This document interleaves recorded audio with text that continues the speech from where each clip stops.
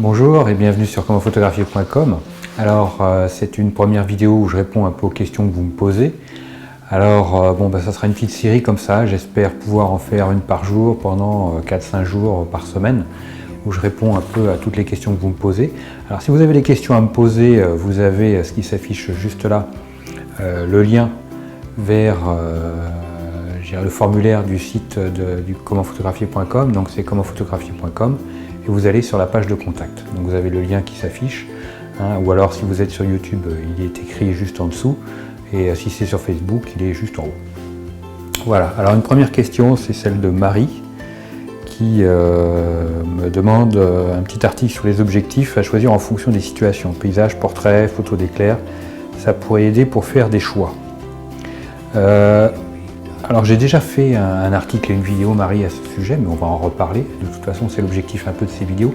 C'est pas non plus, ça sera quelque chose où je vais répondre aux questions, je dirais en live, comme ça, d'une manière la plus simple qui soit, sans grande démonstration et sans grand feu d'artifice d'effets spéciaux, on va dire, ou de montage.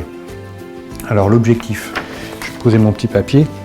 Les objectifs, alors bon, pour du paysage, on va utiliser en général du grand angle.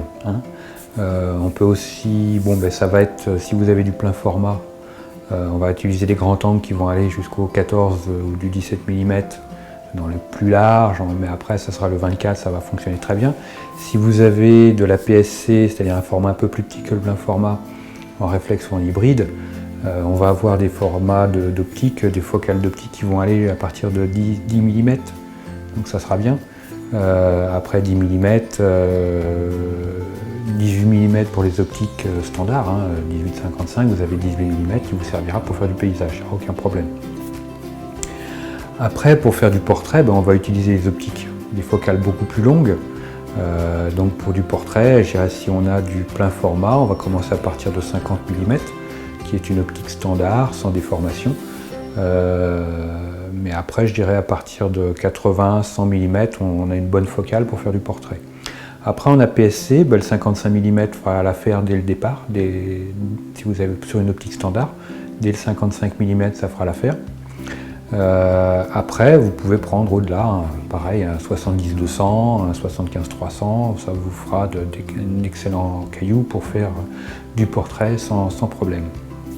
Après, les photos d'éclair, ça va s'apparenter à de la photo de paysage, donc du grand angle fera l'affaire, comme la photo de feu d'artifice.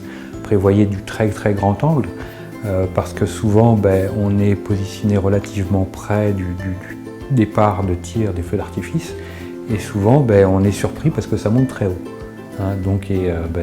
C'est pas dans le champ de la prise de vue. Donc prévoyez des très grands angles, et aussi prévoyez de prendre un peu de recul. Il vaut mieux être un petit peu trop loin que beaucoup trop près. Parce que si vous êtes un petit peu trop loin, vous pouvez zoomer, si vous avez un zoom, zoomer pour vous rapprocher. Et si vous êtes beaucoup trop près et que vous n'avez pas une optique suffisamment large, soit vous photographiez le ciel, vous devrez faire les choix en termes de composition. Après, paysage, portrait, photo de sport ou des choses comme ça, je dirais les optiques, ça sera fonction de ce que vous voulez faire. Alors après, la plupart du temps, on va plutôt prendre du zoom. Le zoom, pourquoi? Parce que on aura une plage focale beaucoup plus étendue que si on avait une focale fixe. Alors la focale fixe, c'est les optiques style 50 mm 1.4, vous avez une seule et même focale, point barre. Après, si vous voulez modifier la taille de votre sujet dans le cadre, c'est à vous d'avancer ou de reculer.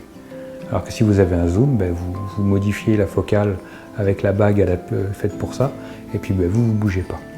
Avec aussi les inconvénients que ça peut apporter en termes de focale. Parce que si vous faites un portrait, si vous êtes près d'un sujet et que vous voulez faire un portrait que vous mettez en grand angle parce que vous êtes près et que vous ne bougez pas, un portrait au grand angle, c'est pas top, surtout si on est collé au sujet. Ce genre de choses, donc il faut se méfier. Mais la plupart du temps, le zoom sera intéressant parce qu'on va pouvoir moduler la focale et que ça sera beaucoup plus souple pour nous. Après, la focale fixe, ça sera quand même des choses, une qualité d'objectif qui sera quand même beaucoup plus intéressante, et surtout avec une ouverture beaucoup plus importante que ce qu'on peut trouver en général. Quand vous voyez un 18-55 avec 3,5, 5,6 d'ouverture, 50 mm 1.4, c'est quand même déjà beaucoup plus grand en termes d'ouverture de diaphragme qu'un 18-55. Donc on aura la possibilité de faire des fonds beaucoup plus flous, on aura des qualités de fond flou beaucoup plus beaux pour faire du portrait ou toutes ces choses-là. Voilà, grosso modo.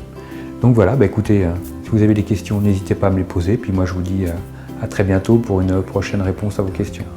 Salut! Puis un petit like aussi, ça me fera plaisir. Et puis bah, si vous êtes sur la page Facebook, un j'aime sur la page Facebook aussi. Soyez fans, ça me fera plaisir. Et puis, moi je vous dis à très bientôt. Salut!